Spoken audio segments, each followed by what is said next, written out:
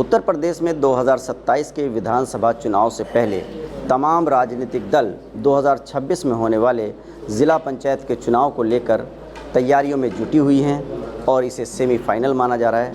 इसी कड़ी में AIMIM के नेता भी दिन रात पश्चिम उत्तर प्रदेश में दौरे कर रहे हैं, सभाएं कर रहे हैं। हमारे साथ 48 वर्षों की शैक्षणिक उत्कृष्टता के साथ 23 से भी ज्यादा प्रमुख बीटेक प्रोग्राम्स और 600 से अधिक अंतर्राष्ट्रीय छात्रों के साथ विज्ञान डीम्ड टू बी यूनिवर्सिटी देश की बेहतरीन यूनिवर्सिटी में से एक है। उत्तर प्रदेश AIMIM के अध्यक्ष शौकत अली साहब हैं, जो चुनाव प्रचार में लगे हुए हैं, अपने कैडर की मीटिंगें कर रहे हैं और तैयारी जो है ज़िला पंचायत चुनाव की है। शौकत अली साहब, ये बताइए, ज़िला पंचायत के चुनाव को इस तरह से इससे पहले MIM ने उत्तर प्रदेश में कभी ना तैयारी की है इतने पहले से, न लड़ा है, इसकी क्या वजह है? नहीं, आपको दिखा नहीं होगा। पहले हमारे पास लोग कम थे, हमारे पास वर्कर भी कम थे, हमारी टीम भी बहुत छोटी थी। अब अल्हम्दुलिल्लाह इधर हमारी टीम भी बड़ी है, पार्टी ग्रोथ की है उत्तर प्रदेश में, काफ़ी वर्कर भी हमारे बढ़े हैं, तो डिमांड भी बढ़ रही है। ज़िला पंचायत के कैंडिडेट उम्मीदवारों की लिस्ट भी हमारे पास, आवेदन भी आना शुरू हो गए हैं। तो हम लोग तो खैर अल्हम्दुलिल्लाह, आप तो जानते हैं कि मैं तो पूरे प्रदेश में चलते रहता हूं और इस तरीके के कैडर्स प्रोग्राम, क्योंकि उत्तर प्रदेश एक कंट्री के बराबर है, 75 ज़िले हैं, तो आना जाना हर जगह लगा रहता है। लेकिन इस बार थोड़ा सा गैप हुआ है, थोड़ा लेट आया हूं मैं, लेकिन फिर भी अल्हम्दुलिल्लाह हम लगातार प्रोग्राम्स कर रहे हैं और करते रहेंगे इंशाअल्लाह। पूरे उत्तर प्रदेश में ज़िला पंचायत के प्रत्याशी आप खड़े करेंगे? हाँ बिल्कुल, पूरे उत्तर प्रदेश की 75 ज़िलों में जितनी भी ज़िला पंचायत की सीटें हैं, सब पर हम अपना उम्मीदवार उतारेंगे इंशाअल्लाह। पिछले लगभग, मेरे ख्याल से अगर मैं सही कह रहा हूँ तो 10 साल से ज़्यादा हो गए होंगे आपको प्रदेश अध्यक्ष बने हुए। कई चुनाव मैंने देखे, लगातार आप मैदान में हैं। इस बार क्या उम्मीद लेकर के आप मैदान में उतरे हैं? उत्तर प्रदेश में 2014 में मैंने पार्टी की शुरुआत की थी, दारुस्सलाम में जाकर के बैरिस्टर साहब से बात करके पार्टी लेके आया। 2015 में पहला इलेक्शन हम लड़े ज़िला पंचायत का, और 2, 4, 5, 10 सीटों पे लड़े थे, जिसमें हम एक सीट जीत करके आए थे आज़मगढ़ से। मुलायम सिंह उस वक्त आज़मगढ़ से लोकसभा जीत करके गए थे, सांसद थे वो आज़मगढ़ के। तो कैलाश कुमार गौतम, एक दलित का बेटा, जो हमारा पहला ज़िला पंचायत सदस्य बना, वहीं से हमारी जीत की शुरुआत हुई है। 2016 में हम उपचुनाव लड़े, पहला उपचुनाव ये आपका फैज़ाबाद डिस्ट्रिक्ट में। ये तो एक लंबा सिलसिला रहा है 10 सालों में, मैंने देखा। ये बताइए कि जितनी भी सभाएं जो कल हुई उसमें भी और आज भी आपने जो बागेश्वर बाबा हैं धीरेंद्र शास्त्री, उन पर आप निशाना साध रहे हैं, इसकी क्या ख़ास वजह है? क्या वोटों का ध्रुवीकरण करना चाहते हैं? जिस तरह से धीरेंद्र शास्त्री एक तरफ बैटिंग कर रहे हैं, दूसरी तरफ आप भी चाह रहे हैं कि वो ध्रुवीकरण हो, उससे फ़ायदा होगा MIM को? देखिए, पहली चीज़ तो यह है कि धीरेंद्र शास्त्री एक बदतमीज़ आदमी है, और वो इस तरीके की बदतमीज़ी पहली बार नहीं की है, पहले भी बहुत कर चुके हैं। और ये अकेला धीरेंद्र शास्त्री नहीं है, इस तरीके के 4-5 और कथावाचक हैं, जो उल जलूल कहानियाँ, और वो किसी का शैतान हटाना, क्या बोलते हैं उसको, जो शैतानों को हटाता है, तांत्रिक शैतान हटाना, ये करना, तो वो शैतान का भी नाम ये लोग मुसलमान बोलते हैं, रे मुसलमान भाग। तो ये लगातार उल जलूल बातें मुसलमानों के ख़िलाफ़ बोलते रहते हैं। मुसलमान कोई भी इनको जवाब नहीं देता है। मैं बहुत दिन से सुनते सुनते जब आखिर हो गया है, तो आज मैंने वो बात कही है जो मेरा इस्लाम कहता है। यह हमारा फेथ है, हमारा अक़ीदा है, हमारा मानना है कि इस दुनिया में सबसे पहला अगर कोई इंसान आया तो वो आदम अलैहिस्सलाम थे, और वो नबी भी थे। तो नबी का मतलब वो मुसलमान भी थे। तो यानी कि इस दुनिया की जो शुरुआत हुई है वो एक मुसलमान से हुई है। तो इस दुनिया में जितने भी आदम से ही लफ्ज़ आदमी बना है, तो हर कोई मुसलमान है, उसके DNA में आदम अलैहिस्सलाम का DNA है। तो आपने कह दिया धीरेंद्र शास्त्री भी मुसलमान। धीरेंद्र शास्त्री ये कह रहा है कि हम और हमारे पूर्वज हिंदू थे। कैसे हिंदू थे? हम ये कह रहे हैं कि धीरेन्द्र शास्त्री के पूर्वज मुसलमान थे। इस बहस से कुछ हासिल है जो दोनों तरफ से हो रही है? नहीं, हासिल तो ये होगा कम से कम उल जलूल बातें तो बंद करेंगे वो। अगर वो नहीं बंद करेंगे, वो बोलेंगे, हम भी बोलेंगे संवैधानिक तरीके से। चलिए, ये चलता रहेगा। ये बताइए कि 2027 के विधानसभा चुनाव के लिए क्या तैयारी है एमआईएम की? 2027 में लड़ेंगे। पहले तो ज़िला पंचायत सेमीफाइनल है, इसको लड़ेंगे इंशाल्लाह। और 2027 में 200 सीटों पर हम तैयारी कर रहे हैं। हम अपने संगठन को मजबूत कर रहे हैं और मैंने 35 ज़िले में प्रभारी भी नियुक्त कर दिया है विधानसभा तक के लिए, ताकि वो हर महीने जा कर के संगठन की समीक्षा करता आपका रहे। पिछली बार वो बना था एक पीडीएम गठबंधन, उसका क्या हुआ? अब पीडीएम है, पिछड़ा दलित मुस्लिम। तो अकेले कैसे ऐलान कर रहे हैं आप? नहीं, अकेले ऐलान की क्या बात है? क्या वो ऑफिशियल ऐलान हुआ है क्या कि वो टूट गया, ख़त्म हो गया? नहीं हुआ ना। वक्त आएगा, इलेक्शन आएगा, देखिएगा, फिर साथ में रहेंगे इंशाल्लाह। सामने वाला तोड़ना चाहे तोड़ ले, हम तो नहीं तोड़, हम किसी को पकड़ते तो पीछे छोड़ते नहीं है ना। लोग हमको छोड़ के चले जाते हैं। ऐसी क्या मजबूरी है असदुद्दीन ओवैसी की या एमआईएम की जो वो तलाश करते हैं कि कोई संगठन उनके साथ मिल जाए, गठबंधन मिल जाए? क्यों ऐसी क्यों मजबूरी है? क्या मजबूरी है? कोई मजबूरी नहीं है। हम पर जो इल्ज़ाम लगाते हैं कि हम बीजेपी की बी टीम में, चलो भाई हम तुम्हारे साथ खड़े हैं, बताओ, चलो हम बीजेपी से मिल करके लड़ते हैं। अगर तुम कहते हो कि हमारी वजह से तुम्हारा वोट कट रहा है, चलो मिल करके लड़ते हैं। आपको नहीं लगता आपकी पार्टी को कि जिन पार्टियों के साथ आप गठबंधन करना चाहते हैं, जिस गुट में आप रहना चाहते हैं, वो गुट उन्हीं वोटर्स पर राजनीति करता है जिन वोटर्स को आप अपने साथ लाना चाहते हैं, यानी कि मुस्लिम वोटर्स पर? तो आपको नहीं लगता कि कहीं ना कहीं उनके साथ जाने से आपको कोई फ़ायदा नहीं होने वाला, बल्कि वो आपका इस्तेमाल करके फिर छोड़ देते हैं आपको?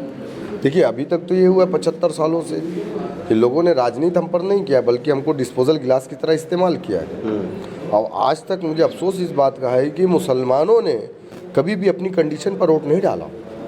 हर समाज कंडीशन की बात करता है। कोई नेता उसके दरवाजे पे जाता है तो वो कहता है कि भैया हमारे यहाँ सड़कें नहीं हैं, हमारे यहाँ पानी साफ नहीं आ रहा है, हमारे यहाँ अस्पताल नहीं है, अगर ये आप वादा करोगे, लिख के दो, तो हम तुमको वोट डालेंगे। एमआईएम क्यों चाहती है गठबंधन हो किसी के साथ? क्यों बार बार करते हैं, वो धोखा दे देते हैं? हर चुनाव में मैं देखता हूँ कि आपकी पार्टी के साथ ये होता, तमाम नेताओं ने किया। मैं देखिए, ये धोखा देना नाम नहाज सेकुलर पार्टियों की फितरत में है।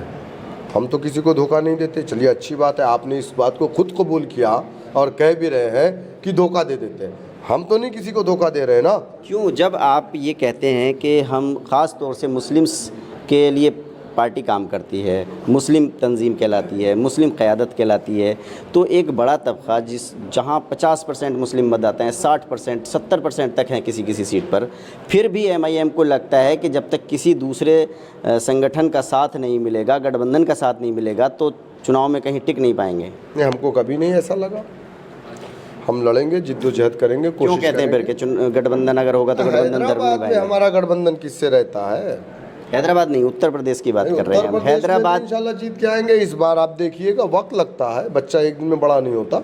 ओम प्रकाश राजभर 17 साल बाद जब बीजेपी से गठबंधन किए, 10 साल कौमी एकता दल के साथ रहे, उनके अफजाल अंसारी के साथ। 17 साल बाद जब उनकी पार्टी का गठबंधन बीजेपी से हुआ तो उनके विधायक जीत करके आए। 4% है उत्तर प्रदेश में, अखिलेश ने भी उनसे गठबंधन किया। लेकिन हम सिर्फ एक चीज़ ये चाहते हैं कि जो हम पर इल्ज़ाम लगाया जाता है कि हम बीजेपी की बी टीम है, चल भाई हम तुम्हारे साथ खड़े हैं, 5 सीट दे रहा है कि 10 सीट दे रहा है, चल कम से कम ये इल्ज़ाम तो ना लगा। वो झूठे हैं वो लोग। 4% वालों को आप सीट दे रहे हो, हमको क्यों नहीं? क्योंकि मुस्लिम है हम। मुस्लिम लीडरशिप को ये लोग अछूत समझते हैं। एक और चीज़ है, मेरा सवाल है कि पिछले अगर 30-40 सालों की मैं बात करूं, उत्तर प्रदेश की राजनीति हो या बिहार की राजनीति हो, अगर किसी मुस्लिम पार्टी के एमएलए जीत भी गए, जैसे 2012 में पीस पार्टी के 4-5 जीत आए थे, उसको ख़त्म कर दिया गया, वो ख़त्म हो गए। वही बिहार में एमआईएम के आए थे 4-5, उसमें से भी 4 तोड़ लिए, वो ख़त्म हो गए। अगर आपके कुछ विधायक यहाँ आते भी हैं तो क्या वो जो पिछला वाला अनुभव है वो फिर रिपीट होगा, या आपको लगता है कि इस बार जो प्रत्याशियों का चयन होगा वो बरकरार रहेगा? इससे कितना बड़ा नुकसान होता है आपकी पार्टी को? देखिए, पॉलिटिक्स में आप नहीं ये बात कह सकते कि कौन रहेगा कौन चला जाएगा। समाजवादी पार्टी के 10 एमएलए ने जाकर के राज्यसभा के इलेक्शन में बीजेपी को वोट कर दिया। समाजवादी ने उसमें से 2 को बाहर निकाला, बाकी को सबको अपनी गोद में बैठाया हुआ है। बीएसपी के शुरुआती दौर में जो एमएलए जीतते थे वो भाग जाते थे, तो एमएलए के जीत करके भाग जाने से संगठन या पार्टी नहीं खत्म होती। आपको क्या लगता है उत्तर प्रदेश में एमआईएम को अकेले बल पे राजनीति करनी चाहिए, मुस्लिम कम्युनिटी की राजनीति करनी चाहिए, या फिर दूसरों का सहारा बैसाखी का ढूंढना चाहिए? अल्लाह का सहारा है। फिर क्यों कहते हैं, फिर गठबंधन की क्यों उम्मीद रखते हैं? गठबंधन की उम्मीद क्यों? ये उम्मीद नहीं, जो तुम चिल्ला रहे हो ना कि तुम्हारी वजह से हम हार गए, तुम्हारी वजह से, तो बाद में मत रोना, इसलिए हम तुमको पहले बता दे रहे हैं। किनको? चाहे जो समाजवादी के लोग हों, आरजेडी के लोग हों, कांग्रेस को लोग हों, बीएसपी के लोग हों, हम ये फिर बाद में मत कहना कि पापा हमको आइसक्रीम नहीं मिली। कहीं ना कहीं उसी गठबंधन में तो रहते हैं आप। कौन से गठबंधन? अगर सेंटर में बात करें राष्ट्रपति चुनाव की, तो फिर भी आप जहां कांग्रेस और सपा है तो वहीं आप रहते हैं। बात सही बोले, क्यों रहते हैं? उनसे भी पूछिएगा जो प्रतापगढ़ के अंदर यूनिवर्सिटी बना रहे थे, पैसे लेके भाग गए, जिन्होंने कहा कि घोषित गठबंधन से बाहर आ गए, उनसे पूछिएगा कि जब वो राज्यसभा का चुनाव लड़ रहे थे महाराष्ट्र से, तो एमआईएम के 2 एमएलए इम्तियाज जलील, वारिस पठान ने किसको वोट किया था? पूछिएगा उनसे। क्यों करते हो? आप लोगों की क्या मजबूरी है कि आप कांग्रेस का ही साथ देते हो? नहीं, हमारी मजबूरी नहीं है। फासिस्ट ताकतों के साथ कभी भी मुसलमान नहीं खड़ा था और आज भी नहीं खड़ा है।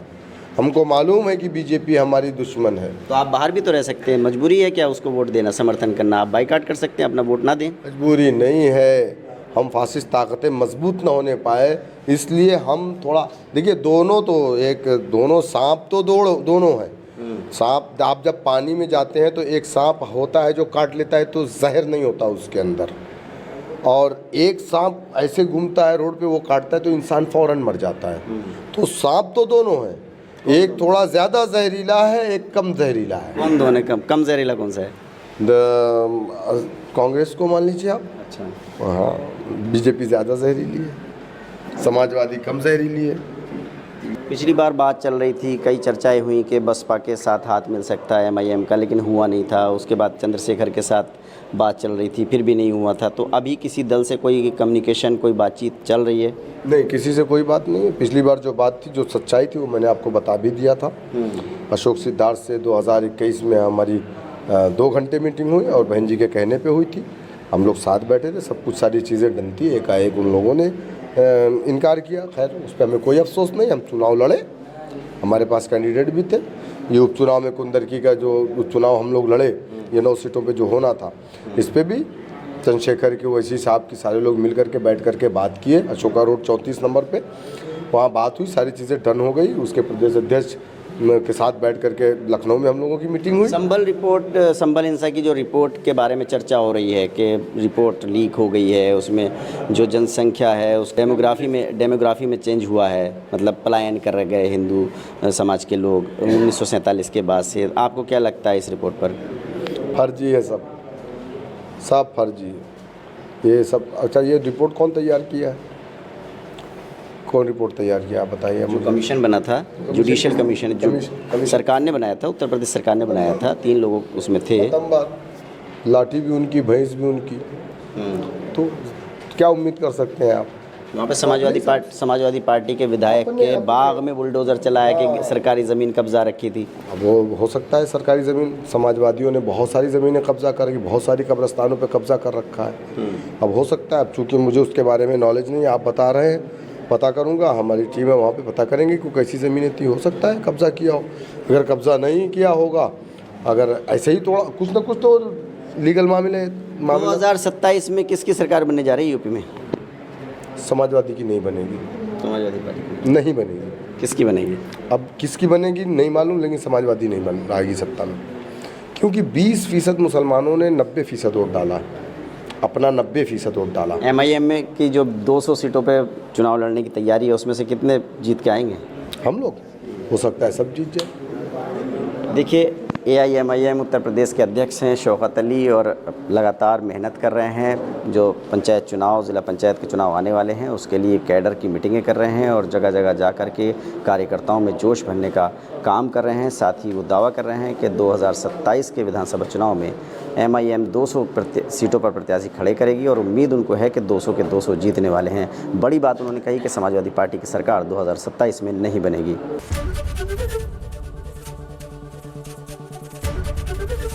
एबीपी गंगा, खबर आपकी, जुबान आपकी।